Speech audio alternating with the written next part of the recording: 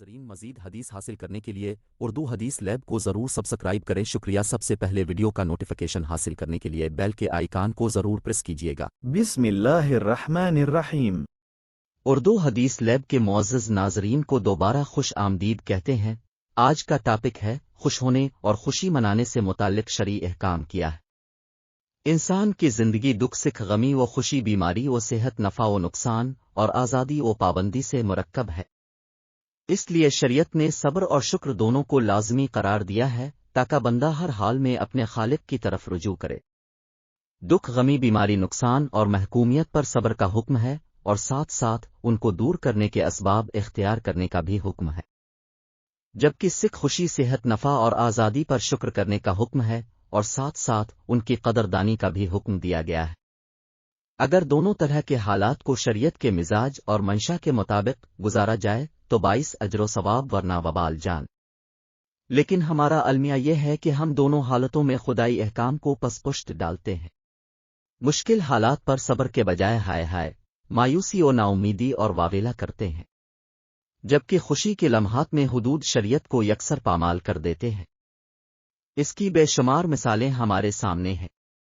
اپنے اکثر دیکھا ہوگا کہ جب کسی گھر میں کوئی وفات پا جاتا ہے تو لوگوں کی زبانیں تقدیر خداوندی پر چل پڑتی ہیں اور مرنے والے کو کہہ رہے ہوتے ہیں کہ کہیں تو تیرا وقت بھی نہیں آیا تھا وغیرہ وغیرہ۔ دوسری طرف خوشی کے لمحات میں ہم کسی طرح بھی مسلمان نہیں لگتے۔ اگر شادی بیاہ کا موقع ہو تو اس سے پہلے اتنی رسوم ادا کی جاتی ہیں جن کا اسلام سے دور دور تک کا کوئی تعلق نہیں ہوتا۔ اتنی فضول خرچی کی جاتی ہے کہ آدمی کنگال ہو جاتا ہے۔ ہماری اکثر شادیاں ہندو کلچر میں ڈھل چکی ہے۔ بچوں کی پیدائش کا مرحلہ آئے تو ہمارے گھروں میں دور جاہلیت کی یاد پھر سے تازہ ہو جاتی ہے۔ بچہ کی عمر میں اگر سال کا اضافہ ہو تو غیر مسلم اقوام والی رسم سالگرہ ہمارے سادگی والے اسلامی خرمن کو جلا دیتی ہے۔ اگر آزادی والی نعمت ملی ہے تو ہم اس کا شکر ادا کرنے کے بجائے جنونی و جذباتی بن کر اپنی ناجائز جنسی خواہشات کو تسکین دینے میں لگ جاتے ہیں۔ اگر خوشی اور فراوانی کی نعمت مل جائے تو ہمارا رویہ کیا ہونا چاہیے؟ اور اگر کبھی بطور آزمائش حالات ناموافق اور ناسازگار ہو جائیں، کسی تکلیف دکھ بیماری اور تنگی کا سامنا کرنا پڑ جائے تو ہمیں کیا کرنا چاہیے؟ حدیث پاک کی روشنی میں بیان کرتے ہیں۔ حضرت ابو بکر رضی اللہ تعالیٰ عنہ بیان کرتے ہیں کہ نبی صلی اللہ علیہ وسلم کے پاس جب کوئی خوشی کی خبر آتی آپ کو بشارت دی جاتی تو آپ اللہ کا شکر کرتے ہوئے سجدے میں گر جاتے تھے۔ ابو داؤد 2774۔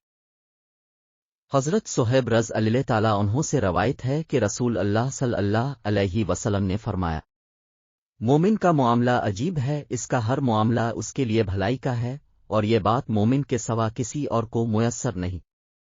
اسے خوشی اور خوشحالی ملے تو شکر کرتا ہے اور یہ اس کے لیے اچھا ہوتا ہے، اور اگر اسے کوئی نقصان پہنچے تو اللہ کی رضا کے لیے صبر کرتا ہے، یہ بھی اس کے لیے بھلائی ہوتی۔ صحیح مسلم 7500۔ خوش ہونے اور خوشی منانے سے متعلق مندرجہ ذیل 3 شرعی احکام ہیں۔ ایک، شیخی کی خوشی یعنی اترانا حرام ہے لیکن شکر کی خوشی عبادت ہے۔ 2، جرم کر کے خوش ہونا حرام ہے جبکہ عبادت کر کے خوش ہونا بہتر ہے۔ 3، ناجائز طریقے سے خوشی منانا حرام ہے جیسے خوشی سے ناچنا شروع کر دینا، جبکہ جائز طور سے خوشی منانا اچھا ہے جیسے خوشی میں صدقہ کرنا وغیرہ۔